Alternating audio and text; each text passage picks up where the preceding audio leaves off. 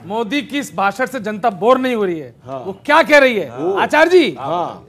कि गठबंधन का गदर, कुर्सी पे सबकी नजर, पर जनता पे एक ही लहर, मोदी मोदी मोदी मोदी, अरे मोदी मोदी, बस मोदी मोदी।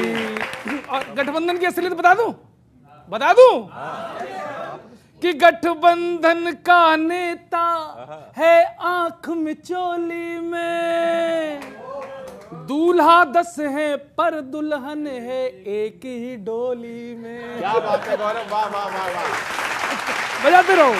अब लगता है इनको डर, एक दूजे को लगा रहे बटर,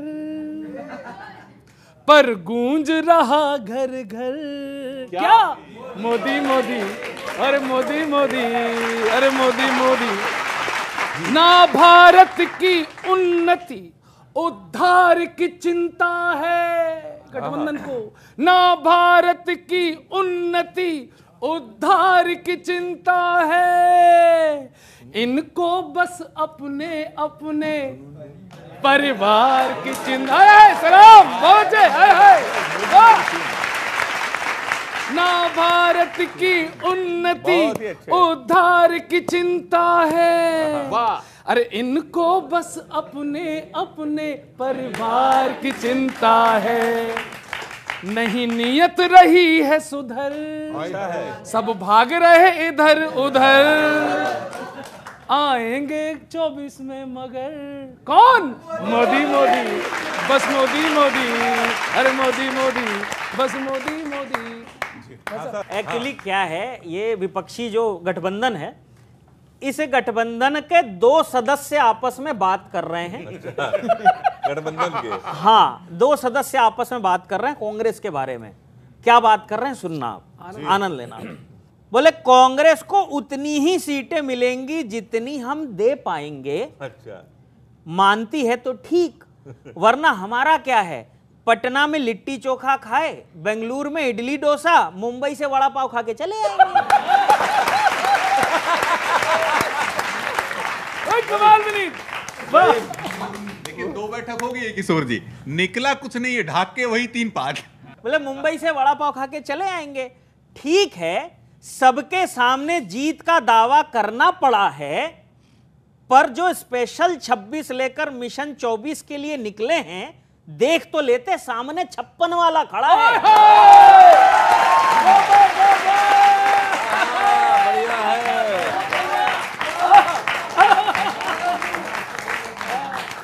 देख तो लेते, सामने 56 वाला खड़ा है।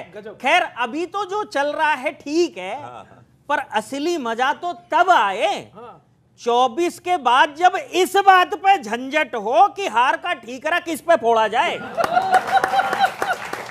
अच्छा, हार का ठीकरा किस पे फोड़ा जाए, क्योंकि चुनाव के बाद ये गठजोड़ बेजान निकलेगा। अभी जो ग्रेट खली दिख रहा है, बाद में सीकिया पहलवान निकलेगा।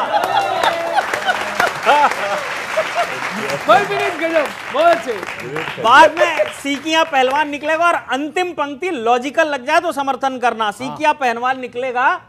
बटन दबाने से पहले वोटर ये सोचते हुए ईवीएम देखने लगेगा कि कट्टे का नाम तोप रख दो तो वो गोला थोड़ी फेंकने लगेगा।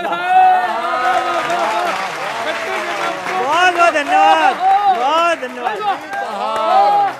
बहुत कमाल कर दिया, कमाल। अंत में तो कमाल ही। कट्टे का नाम तोप रख दो।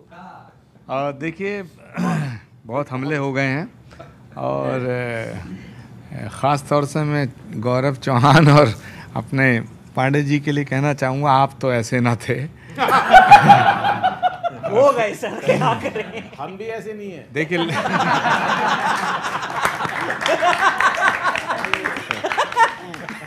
देखिए, लोकतंत्र में एक राजनीति होती है सत्ता के लिए, और एक होती है सेवा के लिए।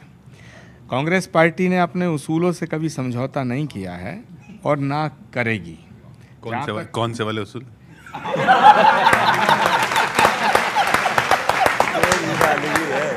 जहाँ तक सबके हमले और ख़ास तौर से बीजेपी वालों के हमले राहुल गांधी पे होते ही हैं।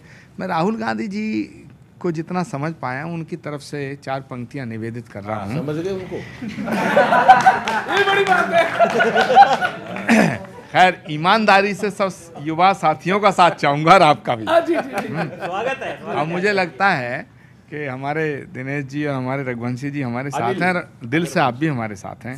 भ्रष्टाचार के विरुद्ध लड़ाई में लोकतंत्र बचाने निकला हूं, सत्य को शस्त्र बना करके जनता से गुहार लगाने निकला हूं।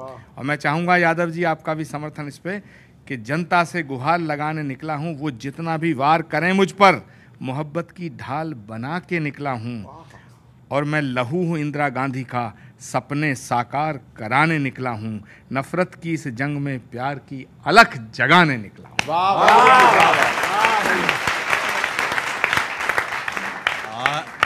कांग्रेस पार्टी के आचार्य प्रमोद कृष्णन जी ने कहा कि उसूलों पे चलने वाली पार्टी है। Of the family, by the family, for the family वाले उसूलों पे चलने वाली एकमात्र अगर कोई पार्टी है तो कांग्रेस पार्टी निश्चित रूप से है। और हम आचार्य प्रमोद कृष्णन जी को कहते हैं कि आप इसी उसूलों पर बने रहिए। और जहाँ तक लोकतंत्र की बात कही, तो आचार्य जी आप लोकतंत्र बचाने निकले हैं। वो चित्कार, वो चीख अधीर रंजन चौधरी जी की आपको सुनाई नहीं दी कि उन्होंने कहा कि कार्यकर्ताओं को मारा जा रहा है, लहू लुहान बहाया जा रहा है। उस लोकतंत्र की हत्यारी को आप वहाँ बैठक में बुलाते हैं, गठबंधन करते हैं सत्ता के लिए। ये परिवारवाद और वंशवाद का ये गठबंधन है किशोर जी। मैं बताता हूँ, मैं राष्ट्रीय स्वयंसेवक संघ का एक स्वयंसेवक हूँ, पार्टी का कार्यकर्ता हूँ। पार्टी के एक शीर्ष पद तक मैं जा सकता हूँ और मेरे परिवार का कोई व्यक्ति इस राजनीति में नहीं आया था। मैं कहता हूं कि भाजपा के जितने अध्यक्ष रहे उनके परिवारों का कोई हस्तक्षेप नहीं है भारतीय जनता पार्टी में, चाहे लाल कृष्ण आडवाणी जी हो, जन कृष्ण मूर्ति जी हो, चाहे मैं बता रहा हूं आपके मुरली मनोहर जोशी जी हो। लेकिन ये जो वंशवादी और परिवारवादी पार्टियां हैं जिनका डीएनए वही है, रंग रूप जरूर बदला है, उन पार्टियों में आप देखिए केवल और केवल किशोर जी अपने परिवार को बचाने के लिए, अपने पुत्र को बचाने के लिए, पुत्री को बचाने के लिए, अपने अस्तित्व को बचाने के लिए लड़ाई है। देश के लिए ना इन बेटों बेटियों के लिए लड़ाई लड़ रहे हैं, ना देश के 140 करोड़ देशवासियों के लिए लड़ाई लड़ रहे हैं, वो केवल अपने परिवार और बच्चों के लिए।